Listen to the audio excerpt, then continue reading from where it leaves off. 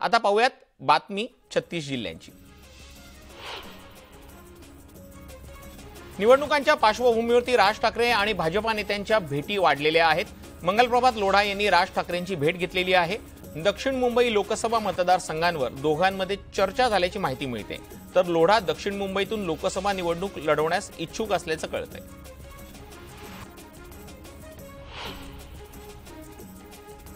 महायुतीतल्या काही जागांचा तिढा अद्यापही सुटलेला नाही। अशातच दक्षिण मुंबईमध्ये एकाच वेळेला 3 इच्छुकांकडून प्रचाराला सुरुवात झाली आहे। मंगलप्रभात लोढा, राहुल नार्वेकर आणि यशवंत जाधवांनी प्रचाराला सुरुवात केली, त्यामुळे महायुतीचा उमेदवार नेमका कोण असेल याकडे सगळ्यांचं लक्ष लागले। अमित शहा यांची तोफ महाराष्ट्रामध्ये धडाडणार आहे। नांदेडमध्ये अमित शहांची जाहीर सभा होणार आहे। उपमुख्यमंत्री देवेंद्र फडणवीस, चंद्रशेखर बावनकुळे, खासदार अशोक चव्हाण यांच्यासह भाजपाचे आणि महायुतीचे इतर नेते या सभेला उपस्थित असतील। नांदेड लोकसभेचे महायुतीचे उमेदवार प्रताप पाटील चिखलीकर यांच्या प्रचारासाठी अमित शहा नांदेडमध्ये येणार आहेत। महायुतीत काही जागांवरनं मतभेद असल्याच्या कारणामुळे जागा वाटप रखडल्याची चर्चा आहे, तर दुसरीकडे रत्नागिरी सिंधुदुर्गच्या जागेचा तिढा अद्यापही सुटलेला नाहीये। याच पार्श्वभूमीवर शिवसेनेतून उमेदवारीसाठी इच्छुक असलेले किरण सामंत मुख्यमंत्री एकनाथ शिंदेंची भेट घेणार आहेत। या भेटीनंतर तिढा सुटण्याची शक्यता वर्तवली जाते आहे।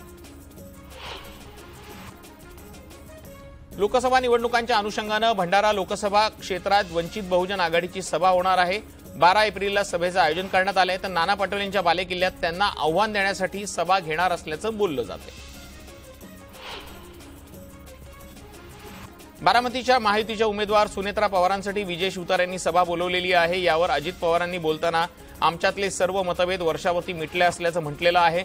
शिवतार यांना शब्द दिला होता, त्यानुसार आजच्या सभेत आम्ही तिन्ही नेते जाणार असल्याचं त्यांनी सांगितलं।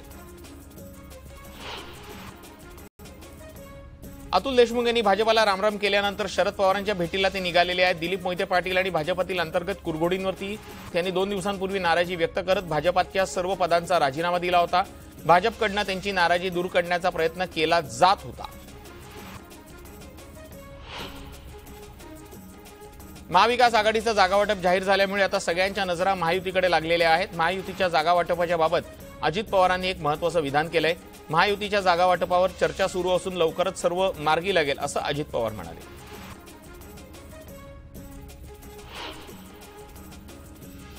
महायुतीमध्ये जागावाटपाचा तिढा अद्यापही सुटलेला नाही, त्यातच आता नाशिकच्या जागेवर भुजबळ लढण्यास उत्सुक आहेत। मात्र भुजबळ इतर कोणाच्याही चिन्हावरती लढणार नाहीत असं त्यांनी ठणकावून सांगितलंय, तर नाशिकच्या जागेसाठी चर्चेतून मार्ग निघेल असंही ते म्हणाले। शरद पवार आणि उद्धव ठाकरेंच्या मागे संपूर्ण महाराष्ट्र उभा आहे असा विश्वास अमोल कोल्हेंनी व्यक्त केलाय, तर राज्यातील शेतकऱ्यांची स्थिती गंभीर आहे, मात्र सरकारकडनं दडपशाही सुरू आहे असं म्हणत अमोल कोल्हेंनी सरकारवर टीकास्त्र डागलंय। मुंबईचे भाजपचे अध्यक्ष आशिष शेलार यांनी आज पुन्हा विरोधकांवरती निशाणा साधलाय। नाना पटोलेंचे ठोके चुकले म्हणत त्यांनी काँग्रेसला टोला लगावलेला आहे। शेलारांनी बारामतीच्या जागेवरनं पवारांनाही टीकास्त्र डागलेलं आहे। डॉक्टर शोभा बच्छाव यांना काँग्रेसनं उमेदवारी जाहीर केल्यानंतर काँग्रेसमध्ये नाराजी नाट्य सुरू झालंय। काँग्रेसचे धुळे जिल्हाध्यक्ष तसा इच्छुक उमेदवार श्यामकांत सनेर यांनी जिल्हाध्यक्ष पदाचा राजीनामा दिलाय। धुळे लोकसभा मतदारसंघात बाहेरील व्यक्तीला उमेदवारी दिल्याचा आरोप त्यांनी केलाय। पंतप्रधान नरेंद्र मोदींनी बिनशर्त पाठिंबा देण्याच्या राज ठाकरेंच्या निर्णयाचं ठाकरे गटाने जोरदार टीका केलेली आहे। या टीकेला मनसेने ट्विट करत जोरदार प्रत्युत्तर दिले। मनसेचे नेते संदीप देशपांडेंनी संजय राऊत आणि उद्धव ठाकरेंच्या मोदींच्या पाठिंबा देणाऱ्या जुने वक्तव्याचे व्हिडिओ शेअर करत चला आरशात बघूया असं कॅप्शन दिलंय।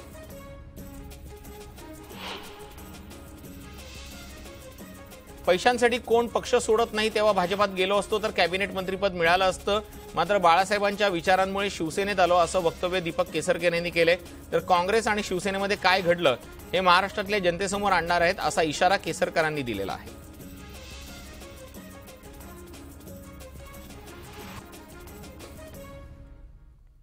परभणी जिल्ह्यात ईदचा उत्साह सर्वत्र पाहायला मिळतोय। ईद निमित्त नमाज अदा करण्यासाठी मुस्लिम बांधवांनी मोठ्या प्रमाणात ईदगाह मैदानावरती हजेरी लावलेली होती। यावेळेला मुस्लिम बांधवांनी ईदच्या शुभेच्छा दिल्या।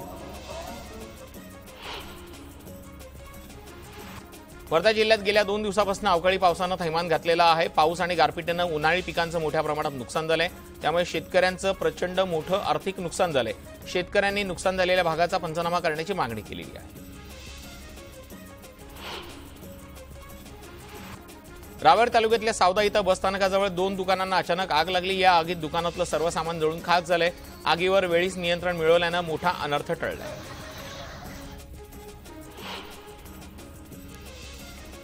हिंगोलीत भर रस्त्यात रात्रीच्या सुमारास एका गाडीनं अचानक पेट घेतला। यावेळेला गाडीतील माणसं वेळीच बाहेर पडल्यानं जीवितहानी टळली, मात्र ही संपूर्ण गाडी आगीत जळून खाक झालेली आहे।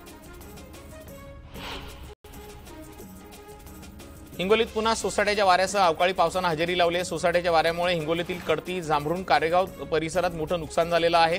नागरिकांनी नुकसान भरपाईची मागणी केलेली आहे। कल्याण पूर्वेच्या सूचक नाका परिसरात एका दुकानासह 6 घरांना आग लागलेली होती। आगीमध्ये घरातील साहित्य जळून खाक झालंय। 1.5 तासानंतर अग्निशमन दलानं आगीवर नियंत्रण मिळवलं, मात्र सुदैवानं आगीवर कोणतीही जीवितहानी झाली नाही।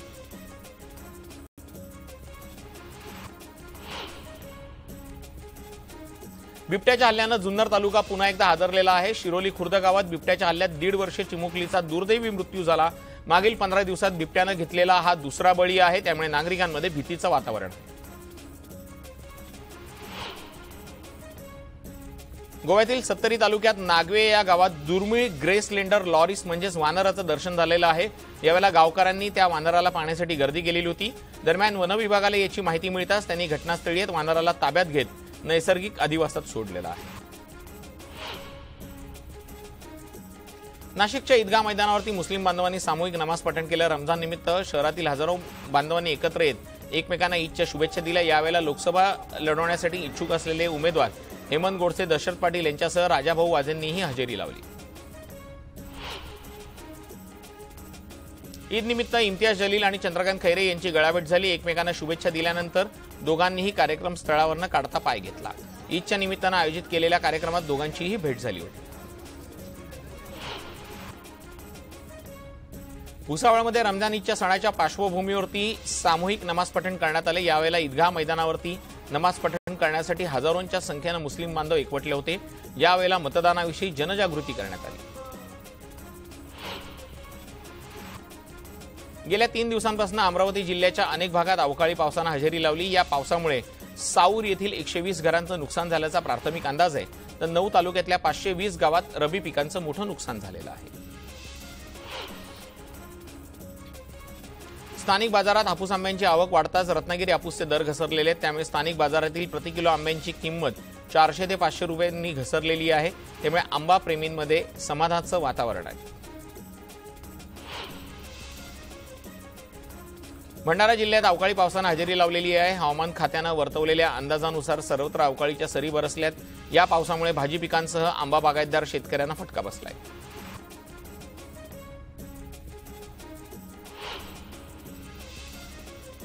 बुलेटिनमध्ये वेळ झालेली आहे एका छोट्याशा ब्रेकची। कुठेही जाऊ नका, पाहत रहा न्यूज 18।